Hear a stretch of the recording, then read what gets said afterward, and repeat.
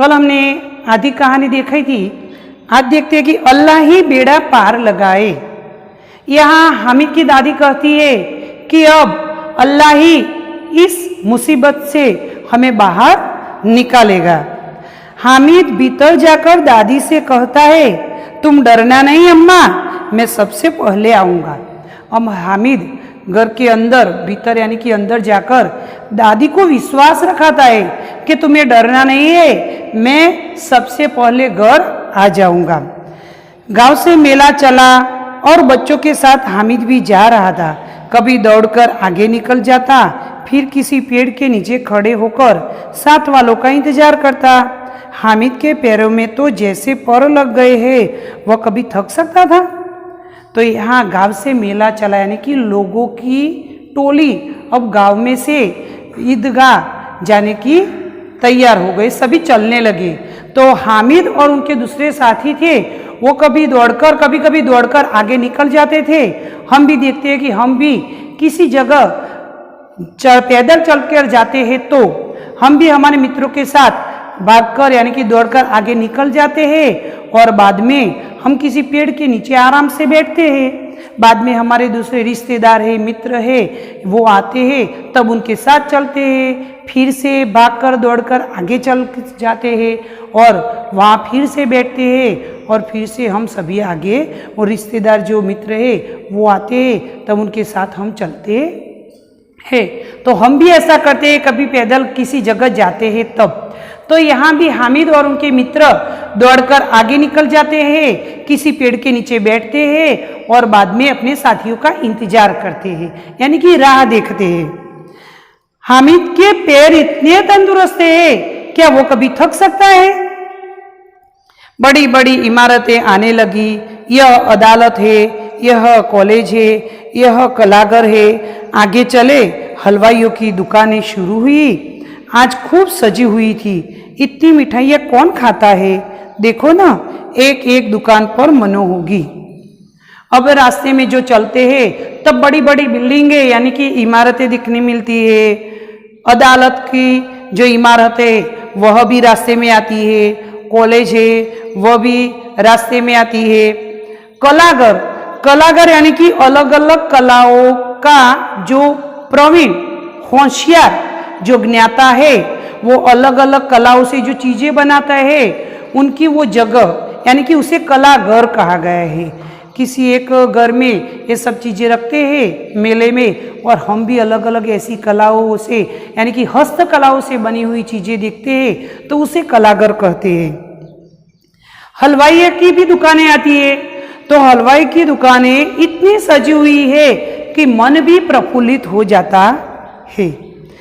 ये हामिद सोचता है कि इतनी मिठाइयाँ कौन खाता होगा। सहसा ईदगाह नजर आई। इमली के घने वृक्षों की छाया है, नीचे पक्का फर्श है, उस पर जाजिम बिछी हुई है। रोजेदारों की पंक्तियां एक के पीछे एक न जाने कहाँ तक चली गई है। यहाँ कोई धन और पद नहीं देखता। अब देखते हैं कि सहसा यानी कि एकाएक दूर से ईदगाह नजर आती है। वहाँ इमली का वृक्ष होता है, गुजराती में हम कहते हैं आमले। इमली के घटादार वृक्ष की छाया है और नीचे पक्का यानी कि जो पक्का फर्श, पक्का यानी कि पाकू फर्श એટલે બોયતળિયું, જે જમીન પર જે ભાગ છે બેસવા માટેનો ઉસે ફર્શ કહા જાતા है। तो પાકું બોયતળિયું પણ છે એમ। पक्का फर्श है, उस पर किसी चादर बिछाई हुई है। रोजेदारों की पंक्तियां एक के पीछे एक न जाने कहाँ तक चली गई है। जिस लोगों ने रोजा किया है उस रोजे वालों की पंक्ति यानी कि लाइन, एक के पीछे एक, दूसरे के पीछे तीसरा, उसी प्रकार रोजेदारों की लाइन लगी हुई है। यहाँ कोई धन और पद नहीं देखता। यहाँ ईदगाह में जहाँ नमाज पढ़ने के लिए जाते हैं वहाँ कोई पद, किसी का पद या धन कोई देखता नहीं है। यहाँ सब समान है। इन ग्रामीणों ने भी वजू किया और पिछली पंक्ति में खड़े हो गए। इन ग्रामीण लोगों ने, जो हामिद के साथ सभी लोग गए थे, जिसने रोजा किया था, वो नमाज पढ़ने के लिए जाते हैं तो वहाँ सभी लोगों ने, ग्रामीण लोगों ने वजू किया। वजू यानी कि किसी मंदिर में हम जाते तो सबसे पहले हम हमारा हाथ, पैर, मुंह और मन सब साफ कर लेते हैं, उसे वजू कहा जाता है। तो यहाँ भी वो नमाज पढ़ने के लिए जाते हैं तो अपना हाथ, पैर, मुंह सब साफ कर देते हैं और मन से भी साफ हो जाते हैं, उसे वजू कहा जाता है। तो वजू करके वो भी पिछली पंक्ति में लग जाते हैं। कितना सुंदर संचालन है, कितनी सुंदर व्यवस्था। हजारों सिर एक साथ सिजदे में झुक जाते हैं, फिर सब एक साथ खड़े हो जाते हैं। कितना सुंदर संचालन, कितनी सुंदर व्यवस्था है कि कहीं भी भीड़ भाड़ दिखाई नहीं देती। सभी पंक्तियों में खड़े और एक साथ कितने ही सिर, यानी कि पंक्तियां, लोगों की पंक्तियां, सिर एक साथ दिखाई देते हैं।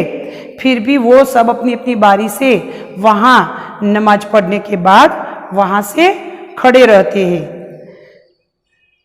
मानव भातृत्व का एक सूत्र समस्त आत्माओं को एक कड़ी में पिरोए हुए है। वहां इतना सुंदर दृश्य दिखाई देता है कि एक के बाद दूसरा, दूसरे के बाद तीसरा, क्रमशः सभी लोग वहां नमाज पढ़ने के लिए जाते हैं और आकर पास खड़े रहते।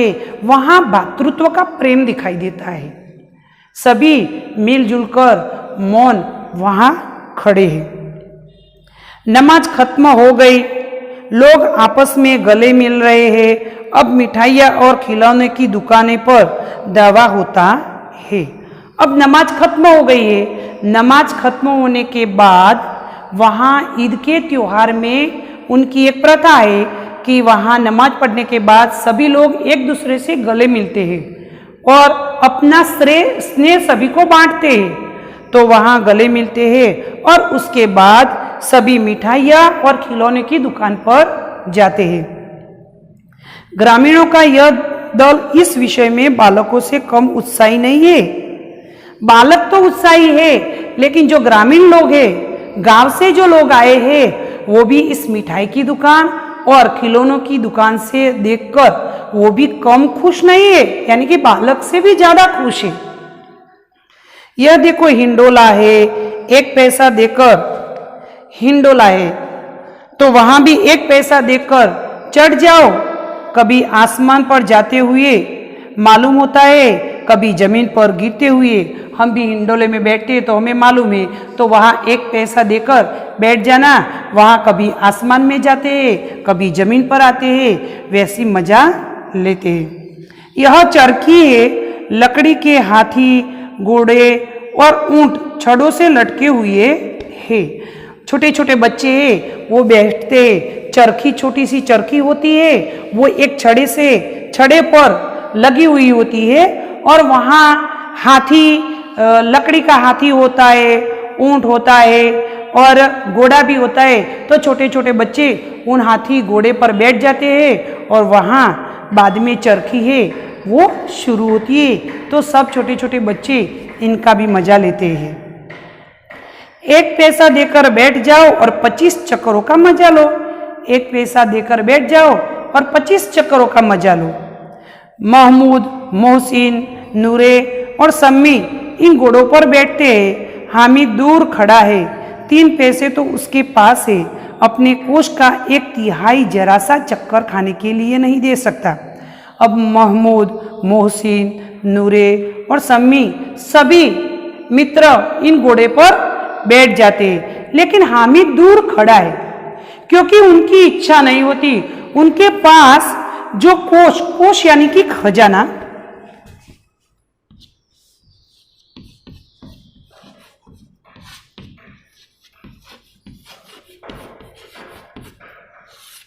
उनके पास 3 पैसों का जो खजाना है, उस खजाने को उस चक्कर खाने में वो दे सकता नहीं है। सब चरखिया से उतरते हैं, खिलौने लेंगे। इधर दुकानों की कतार लगी हुई है, तरह तरह के खिलौने हैं। सिपाही और गुजरिया, राजा और वकील, बिस्ती और दोबीन। वाह, लगता है अब बोलना ही चाहते हैं। महमूद सिपाही लेता है। अब सब चरखिया से उतरते हैं और खिलौने की दुकान पड़ जाते हैं। इधर दुकानों की कतार कतार की दुकानों की पंक्तियां लगी हुई है, लाइन लगी हुई है, तरह तरह के खिलौने हैं।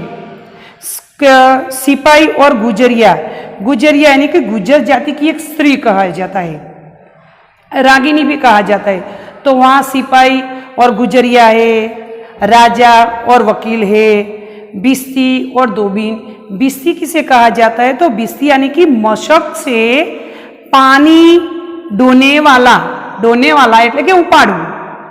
मशक यानी कि चमड़े की थैली। बिस्ती क्या करता है?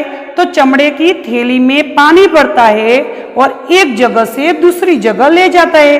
अपनी पीठ पर रखकर वो पानी एक जगह से दूसरी जगह ले जाता है, उसे बिस्ती कहा जाता है। तो दोबीन यानी कि कपड़े धोने वाला। तो कपड़े धोने वाला जो होता है उनको किसकी जरूरत पड़ती है? पानी की जरूरत पड़ती है। तो बिस्ती पानी लाता है, दोबीन को देता है और वो कपड़े धोता है। तो यहाँ दोबीन और बिस्ती वाह लगता है अब बोलना ही चाहते। अब ऐसे खिलौने देखकर ऐसा लगता है कि सचमुच ये सब सजीव हो और सिर्फ बोलना ही चाहते हो, वैसा हमें लगता है।